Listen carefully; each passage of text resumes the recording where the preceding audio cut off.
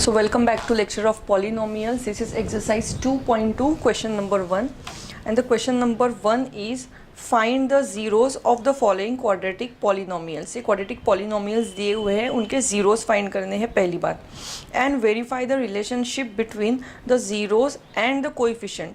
और यहाँ पे हमको verify करना है यानी prove करना है relationship between zeros and its coefficient. Now before starting you need to know the formula for it. The formula for it is एक हैगा sum of, मतलब आपको पहले zeros find करना है. अब एक तो आपको करना है दो पॉइंट्स निकलेंगे, दो ज़ीरोज़ निकलेंगे, वो दो ज़ीरोज़ का आपको पहले करना है सम और बाद में करना है प्रोडक्ट ऑफ ज़ीरोज़. दोनों का करना है प्रोडक्ट यानी मल्टीप्लिकेशन, एक बार एडिशन और एक बार मल्टीप्लिकेशन.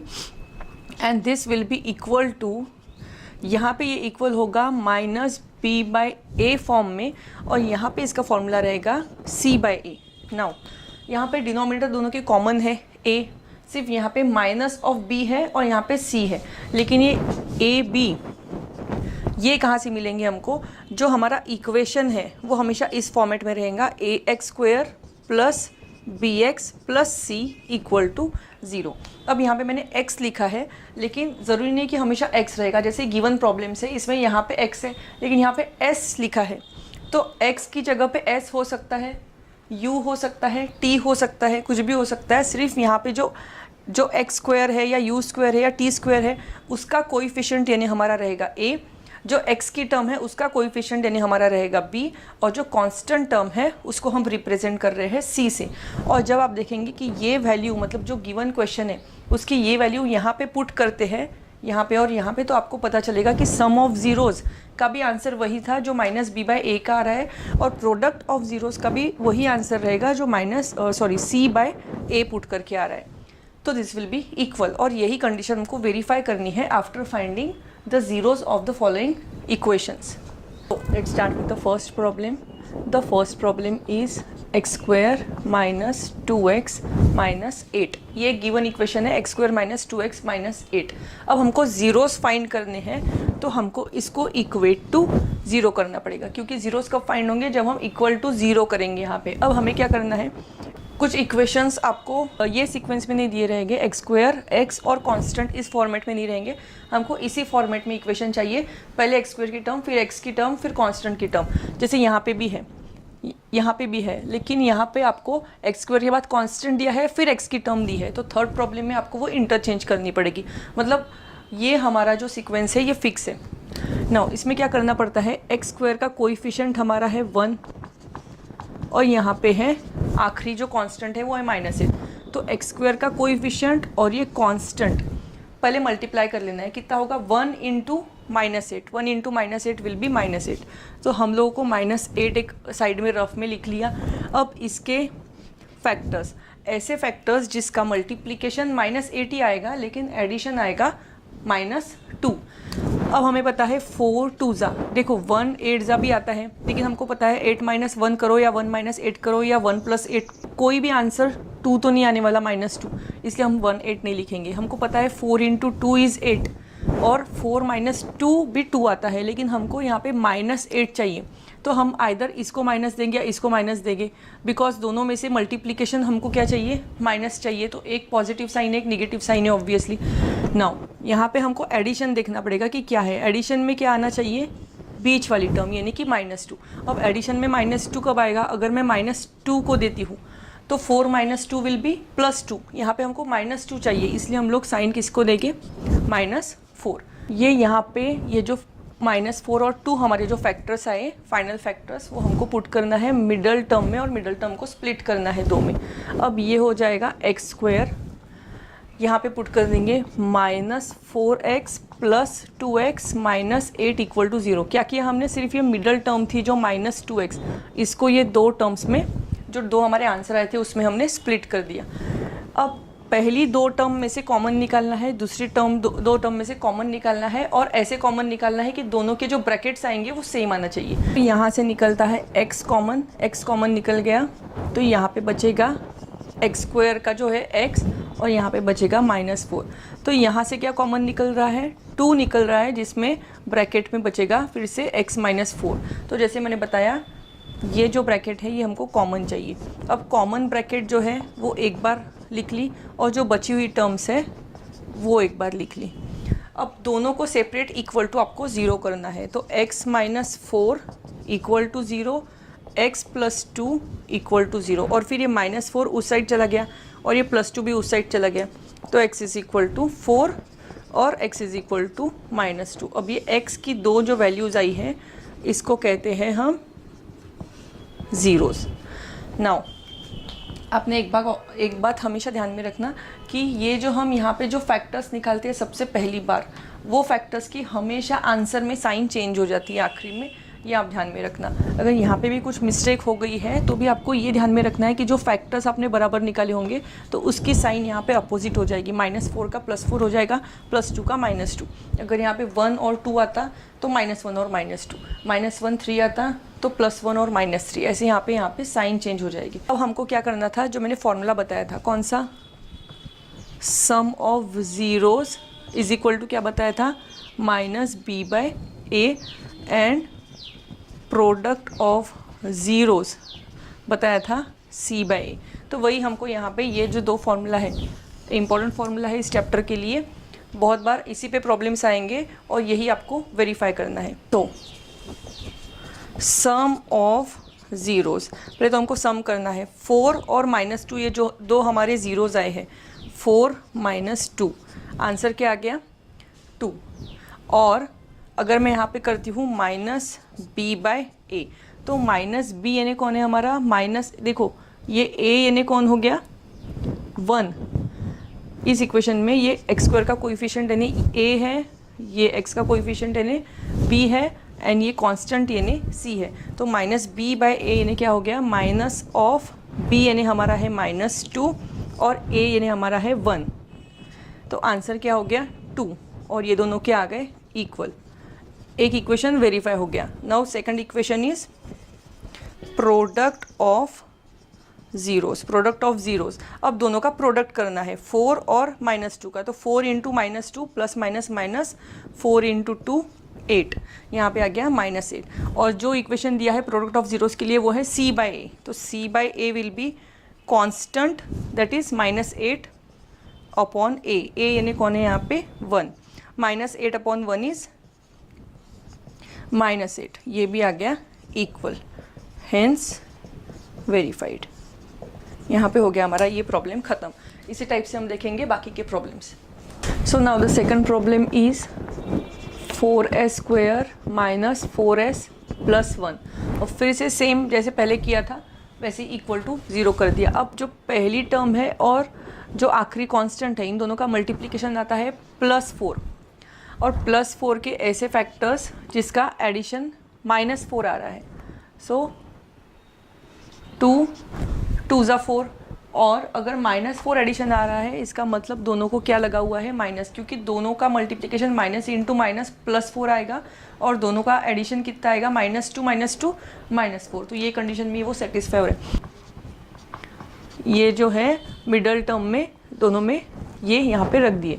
फिर मिडल टर्म में रखने के बाद इन दोनों में से कॉमन और इन दोनों में से कॉमन, यहाँ पे निकलता है 2s कॉमन, तो यहाँ पे बचता है 2s - 1। और यहाँ पे कुछ कॉमन नहीं निकल रहा है, इसलिए हम लोग माइनस साइन कॉमन निकालते। क्यों? क्योंकि हमको ब्रैकेट सेम आना चाहिए, इसलिए हमने माइनस साइन कॉमन निकाल दिया।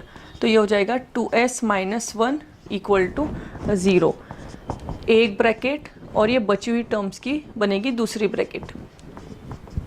फिर दोनों ब्रैकेट को सेपरेट इक्वल टू 0 कर दिया, और यहाँ पे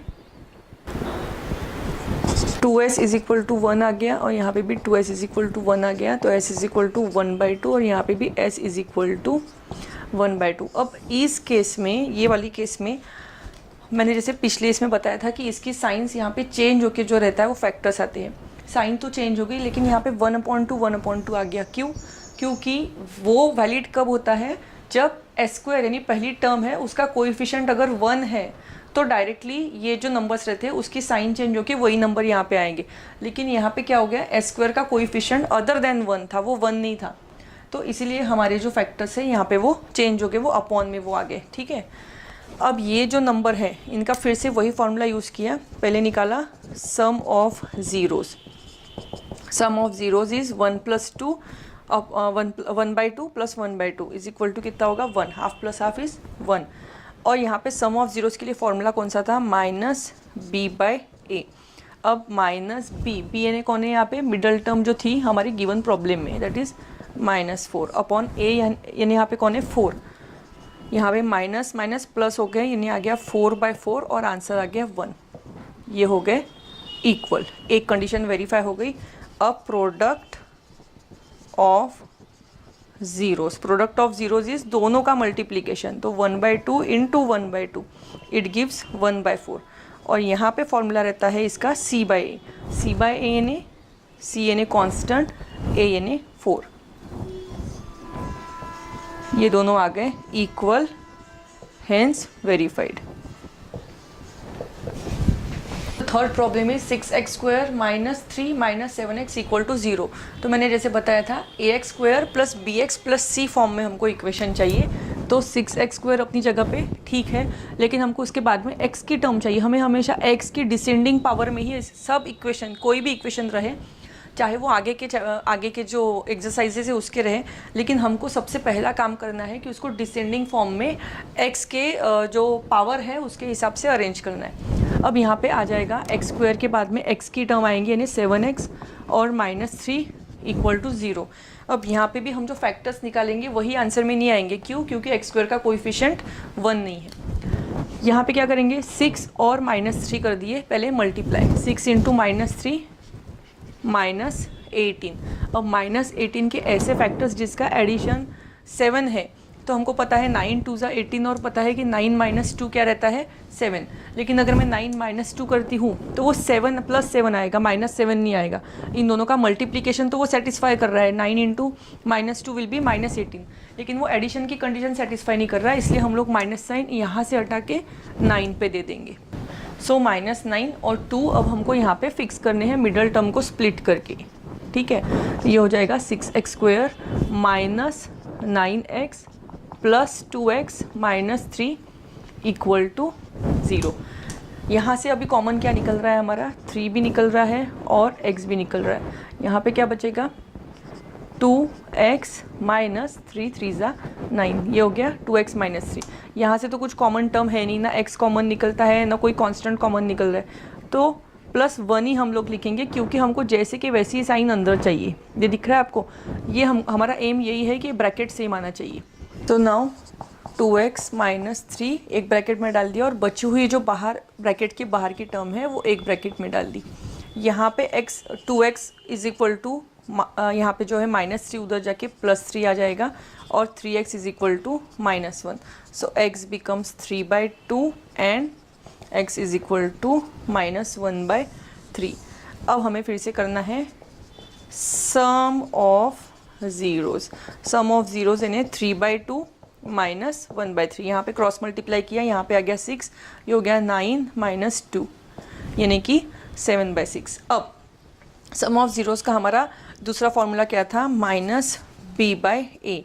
-b is minus of b, यानी कौन था यहाँ पे, ये नहीं देखना है हमको, रीअरेंज किया हुआ देखना है हमेशा, जो डिसेंडिंग ऑर्डर में प्रॉपरली रीअरेंज किया है वही हमारा b रहेगा, -7 अपॉन a, यानी कौन है हमारा 6, minus of minus will be plus, ये हो गया फिर से 7/6, ये हो गया हमारा equal.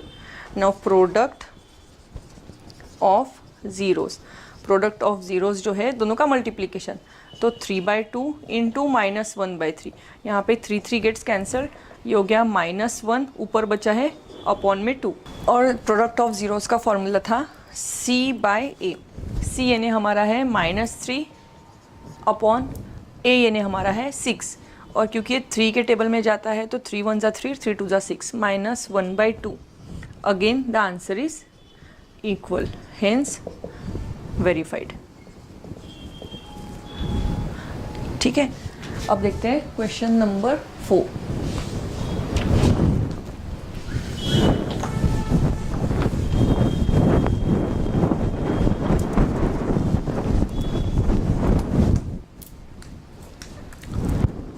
So the question number 4 is 4u square plus 8u.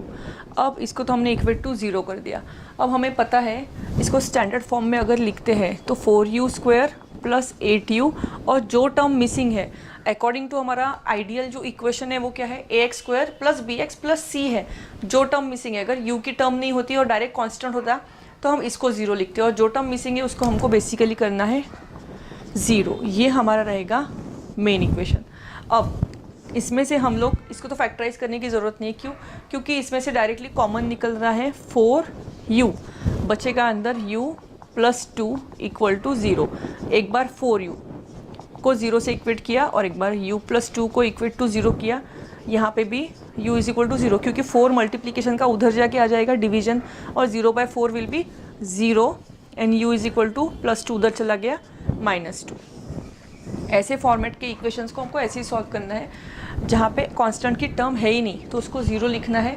ये हमारे आगे के काम में आएगा, लेकिन ये जो है फैक्टराइज करने की ज़रूरत ही नहीं, क्योंकि इसमें से डायरेक्ट कॉमन निकल रहा है. अगर कांस्टेंट की टर्म होती तो हम लोग जैसे पहले 3 किए वैसे हम लोग फैक्टराइज करते. सो सम ऑफ ज़ीरोज़ यानी 0 प्लस -2, यानी हमारा आंसर आ गया -2. अब इसका जो फॉर्मूला था वो था -b/a, माइनस b यानी कौन है 8 अपॉन a यानी कौन है 4, यानी कि 4 2 ज़ा 8, ये हो गया -2. ये आ गए हमारे equal. Now product of zeros. अब 0 से मल्टीप्लाई करके तो कोई भी 0 ही आएगा. ये दोनों का मल्टीप्लिकेशन भी क्या आएगा 0, और इसका आ गया -c/r, क्योंकि c 0 है अपॉन a क्या आने वाला है 0. सो this is equal, hence verified. Now the fifth equation, t square minus 15 equal to 0. जैसे मैंने प्रीवियस प्रॉब्लम में बताया था, जो टर्म मिसिंग है उसको 0 पुट कर देना. तो यहाँ पे t square plus 0t minus 15 equal to 0. यहाँ पे a हमारा 1, b हमारा 0 और c हमारा -15. अब हम इसको, अगर मैंने इसको अच्छे से देखा तो ये मुझे कौन से फॉर्मेट में दिख रहा है. अगर मैं इसको 15 को √15 स्क्वायर लिखती हूँ, ठीक है, यहाँ पे √15 का स्क्वायर करती हूँ, तो मुझे पता है स्क्वायर रूट और स्क्वायर कैंसिल होके वो 15 ही आने वाला है. और ये किस फॉर्मेट में फॉर्मूला दिख रहा है, आपने अलजेब्रिक फॉर्मूला देखा होगा, a² - b² is equal to a + b, और दूसरी ब्रैकेट होती है a - b. So we don't need to factorise it, हमारे पास जो है फॉर्मूला अवेलेबल है. तो यहाँ पे क्या आ जाएगा t माइनस √15 और t प्लस √15. दोनों को अलग अलग सेपरेट इक्वेट किया ब्रैकेट को, तो ये हो जाएगा t इज इक्वल टू √15 और ये हो जाएगा t इज इक्वल टू -√15. अब हमारे ये तो आ गए ज़ीरोज़. नाउ फिर से वही सम ऑफ ज़ीरोज़ यानी √15 माइनस √15, आंसर क्या आ गया ज़ीरोज़. ये है -b/a. -b कौन है हमारा 0, और -0 को तो कोई साइन अनसाइन वैल्यू है. सो ये हो गया हमारा 0, और ये आ गया हमारा इक्वल. प्रोडक्ट ऑफ ज़ीरो यानी फिर से दोनों का मल्टीप्लिकेशन, तो √15 इंटू -√15, तो बेसिकली ये हो गया माइनस ऑफ √15 का स्क्वायर, यानी कि ये हो गया -15, और इसका फॉर्मूला था c/a यानी -15 अपॉन a यानी 1. आंसर आ गया -15. These are equal, hence verified. Now the last problem, 6th problem is 3x square minus x minus 4. इसको भी इक्वेट टू 0 कर दिया. ये पहले ही ax square plus bx plus c के फॉर्मेट में सीक्वेंस में है, तो रीअरेंज करने की ज़रूरत नहीं. पहली और आखिरी टर्म को हमने मल्टीप्लाई किया, तो 3 इंटू -4 ये हो जाता है -12, और -12 के फैक्टर्स तो 3 और 4 ही आएंगे. क्यों? क्योंकि 3 और 4 को ही माइनस करके बीच वाली टर्म इन्हें 1 मिलेगी. अब माइनस किसको लगाना पड़ेगा, क्योंकि बीच वाली टर्म माइनस है, इसका मतलब बड़े नंबर को लगेगा माइनस. अब ये जो दो टर्म है ये हमको मिडल टर्म में पुट करना है. 3x square minus 4x plus 3x minus 4 equal to 0. इन दोनों में से कॉमन, इन दोनों में से कॉमन. यहाँ पे रहेगा x, यहाँ पे बचेगा 3x माइनस 4. यहाँ पे कुछ कॉमन नहीं निकलता तो +1, 3x minus 4 3x minus 4 x plus 1 equal to 0। तो x इज इक्वल टू -4 उस साइड चला गया तो 4 बाय, ये डिवीजन में आ गया 4/3, और यहाँ पे x is equal to -1। So these are our zeros. Now sum of zeros, यानी कि 4/3 -1 करना है। 3 × 3 1/3, ये हो गया 1/3। और इसका फॉर्मूला था -b/a, -b minus of -1a 3 minus plus 1/3, ये हो गया इक्वल। और similarly product of zeros is 4/3 into -1, we get -4/3। और इसका फॉर्मूला है c/a। c ने हमारा कौन था, -4, और यहाँ पे आ गया है 3, और दोनों आ गए हमारे इक्वल, हेंस वेरीफाइड। तो यहाँ पे दोनों इक्वल आ गए, हेंस वेरीफाइड। और यही करना था इस पूरी एक्सरसाइज में। सो मिलते हैं इसके नेक्स्ट एक्सरसाइज में। So this is exercise 2.2, question number 2। Find quadratic polynomial each with the given numbers as the sum and product of its zeros respectively. यानी कि हमारा जो गिवन डेटा है, अलग अलग प्रॉब्लम्स दिए यहाँ पे 6 प्रॉब्लम्स, ये दिए हुए हमारा सम एंड प्रोडक्ट ऑफ ज़ीरोज़ दिया हुआ है। यानी ये जो पहली टर्म है सम है और दूसरी टर्म जो है वो प्रोडक्ट ऑफ ज़ीरो है, और इस पे से हमको बनाना है क्वाड्रेटिक इक्वेशन, वो जो हमको इक्वेशन फाइंड करना है। सो इसके प्रीवियस जो क्वेश्चन था उसमें हमने जो फॉर्मूला यूज़ किया था, that is sum of zeros is -b/a and product of zeros is c/a, वही यूज़ करना है हमको, और हमको करना है इक्वेशन फाइंड। सो यहाँ पे पहले तो लिख लेना है simple, equal to 1/4 and product of zeros equal to -1। अब हमें इसका अल्टरनेट फार्मूला पता है, डायरेक्ट हम इक्वल टू लिख सकते हैं। This is -b/a and this is c/a। अब हमको यही से पता चल रहा है कि देखो, थोड़ा स्पेस देके लिखना है आपको, जैसे मैंने अभी लिखा वैसे नहीं, थोड़ा स्पेस देके c/a लिखना है। अब इसमें क्या करना है, आपको दिख रहा है कि मैंने बताया था डिनोमिनेटर दोनों के सेम है। डिनोमिनेटर क्या है, a है। हमको इक्वेशन तो लिखना है इस फॉर्मेट में, x² इस फॉर्मेट में लिखना है। तो इसका मतलब a तो दोनों का कॉमन ही आना चाहिए, क्योंकि ये एक ही इक्वेशन के पार्ट है दोनों। लेकिन यहाँ पे a की जगह पे कौन दिख रहा है हमको, 4, और यहाँ पे a की जगह पे कुछ नहीं है, इन्हें कौन दिख रहा है यहाँ पे, 1। तो हमको दोनों को इक्वल करने के लिए इसको 4 से डिवाइड करने से बेटर है, क्योंकि कॉम्प्लिकेट हो जाएगा। इसको 4 से डिवाइड करने से बेटर है इन दोनों को 4 से मल्टीप्लाई करना। तो यहाँ पे मैंने क्या कर दिया, यहाँ पे भी इंटू 4 कर दिया, यहाँ पे भी इंटू 4 कर दिया। क्यों, क्योंकि मुझे a की जगह कौन चाहिए, 4। और यहाँ पे मैं कर देती हूँ -1 × 4 यानी -4, और यहाँ पे हो जाएगा 4, and this will be our c/a final. तो हमको बेसिकली ये जो एक्सरसाइज है उसमें एडजस्टमेंट बस इसी जगह पे करना है कि आपको ये वाला सम ऑफ ज़ीरो का डिनोमिनेटर और प्रोडक्ट ऑफ ज़ीरो का डिनोमिनेटर, सबके आपको डिनोमिनेटर सेम करना है। जहाँ पे सेम है वहाँ पे तो ज़रूरत ही नहीं है, यहाँ पे भी कुछ भी नहीं है, दोनों का 1 1 है, इसका मतलब हमको ज़रूरत नहीं है। लेकिन बाकी जगह पे आपको करना है एडजस्टमेंट। सो ये आ गया हमारे सेम आ गए। अब हम यहाँ पे पुट कर सकते हैं a की जगह दोनों तरफ कौन है, 4, तो ये हो गया 4x², और यहाँ पे है प्लस bx। अब b यानी कौन है, यहाँ पे देखो, यहाँ पे b यानी हम लोग सम ऑफ ज़ीरोज़ के फॉर्मूला में माइनस से इंडिकेट करते हैं, लेकिन हमको b की वैल्यू चाहिए, -b की वैल्यू नहीं चाहिए यहाँ पे पुट करने के लिए। तो ये जो हमेशा ध्यान में रखना इस वाले इसमें, कि ये माइनस साइन हमेशा इधर आपको शिफ्ट करना है हमेशा। तो ये हो जाएगा +1 की जगह ऊपर वाली टर्म हो जाएगी -1, तो ये हो जाएगा -x प्लस c के जगह कोई माइनस तो है नहीं, तो मतलब c की फाइनल वैल्यू यही है जो ऊपर में आ रही है -4। तो ये हो जाएगा -4 = 0, और ये रहेगा हमारा फाइनल आंसर। तो इसमें कॉमन स्टेप्स यही है कि आपको दोनों के डिनोमिनेटर सेम करने हैं, और डायरेक्टली यहाँ पे पुट करना है। b की सिर्फ आपको साइन चेंज होती है, b की साइन हमेशा चेंज होगी, क्योंकि यहाँ पे अगर -1 आता तो आपको +1 करना था यहाँ पे लिखते वक्त, अगर +1 आता है तो -1, मतलब यहाँ पे -4 आया तो +4, +4 आया तो -4, तो बीच वाली टर्म की साइन हमेशा ये नंबर से चेंज रहेगी। Now the second question is again sum of zeros is equal to √2, product of zeros is equal to 1/3। अब दोनों में डिनोमिनेटर यहाँ पे 1 है, यहाँ पे बेसिकली हम लोग को एडजस्टमेंट करना है। तो यहाँ पे 3 से कभी भी दोनों में से बड़ा नंबर कौन है, ये 1 है या 3 है, 3 है। तो जहाँ पे छोटा नंबर होता है वहाँ पर ही एडजस्टमेंट करना, आपको ये ध्यान में रखना। अब यहाँ पे क्या करना पड़ेगा, इंटू 3/3, क्योंकि मुझे ये दोनों को तो सेम करना ही है। ये क्या हो जाएगा 3√2 अपॉन 3, और ये क्या हो जाएगा 1/3 का 1/3। नाउ ये है -b/a और ये है c/a।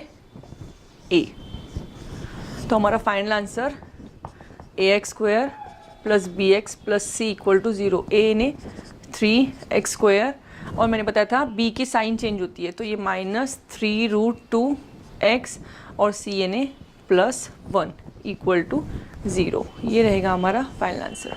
सेम फॉर्मेट है और बस हमको, इसलिए मैंने ये ऐसे ही रख दिया। अब आपको थर्ड प्रॉब्लम जो है, थर्ड प्रॉब्लम ये हो गया 0, ये हो गया √5। अब इसके अपॉन में भी कुछ नहीं है, 1 है, कुछ नहीं है, 1 है। ये हो गया -b/a, ये हो गया c/a। तो a यानी कौन है हमारा सीधा x², क्यों, क्योंकि 1 है, प्लस b यानी कौन है, साइन चेंज होगी मैंने बोला था, लेकिन यहाँ पे तो 0 है, 0 इज़ अनसाइंड वैल्यू, तो बेसिकली हमारी x की टर्म तो आएगी नहीं, यहाँ पे डायरेक्ट c आएगा, plus √5 = 0। Then the fourth problem 1 बहुत ही सिंपल है, इसके अपॉन में भी कुछ नहीं है, 1 है, कुछ नहीं है, 1 है।